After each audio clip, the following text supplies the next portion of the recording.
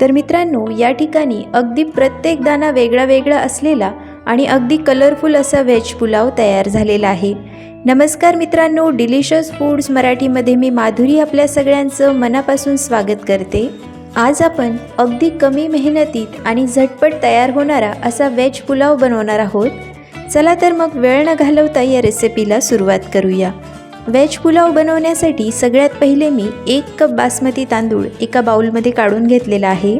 मी या ठिकाणी बिर्याणीचा तांदूळ वापरलेला आहे। तुमच्याकडे जो बासमती तांदूळ असेल तो तुम्ही यासाठी वापरू शकता। आता हे तांदूळ आपल्याला एकदा स्वच्छ धुवून घ्यायचे आहेत आणि 20 मिनिटापर्यंत आपण हे तांदूळ पाण्यात भिजवून घेणार आहोत। 20 मिनिटानंतर आपल्याला एका पॅनमध्ये 2 ते 3 चमचे तेल घ्यायचं आहे।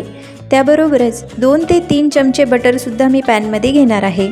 आता हे तेल गरम झालं की यामध्ये आपल्याला 5 ते 6 काजू, 2 ते 3 चक्रफूल, त्याबरोबरच 4 ते 5 लवंग, 7 ते 8 काळी मिरीचे दाणे, 2 ते 3 दालचिनीचे तुकडे, अर्धा चमचा जिरे आणि अर्धा चमचा मोहरी पॅनमध्ये घालायची आहे। आता हे सर्व मसाले आपण अगदी मिनिटभरासाठी परतून घेणार आहोत।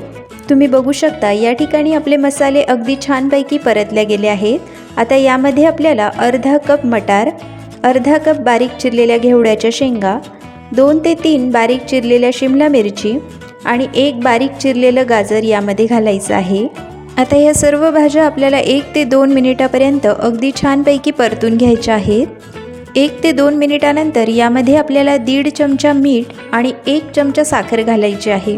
साखर घालणं ऑप्शनल आहे, पण साखर घातल्यामुळे या पुलावला अधिकच स्वाद येतो, तर त्यामुळे तुम्ही एकदा नक्की साखर घालून बघा। आता जे तांदूळ आपण भिजत घातलेले होते त्यामधलं पाणी आपल्याला काढून टाकायचं आहे आणि ते तांदूळ आता मी पॅनमध्ये काढून घेणार आहे। तांदूळ आपल्याला अगदी अलगद हाताने व्यवस्थितपणे मिक्स करून घ्यायचे आहेत।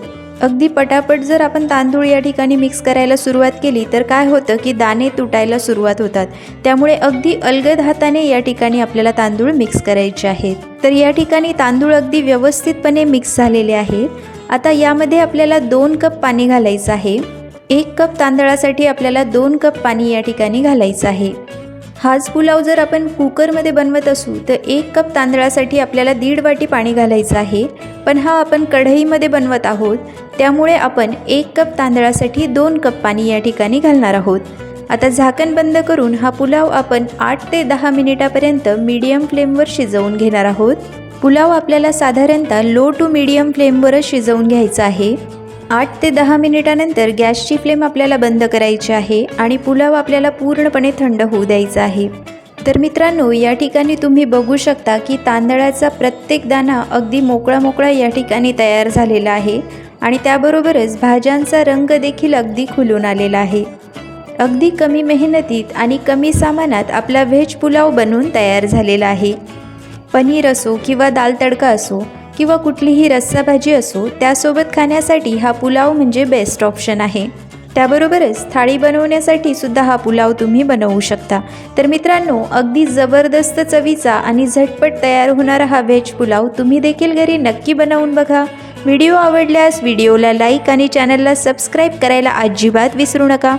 पुन्हा भेटूया अशाच एका रेसिपीसोबत। तोपर्यंत मस्त खा आणि हॅपी रहा।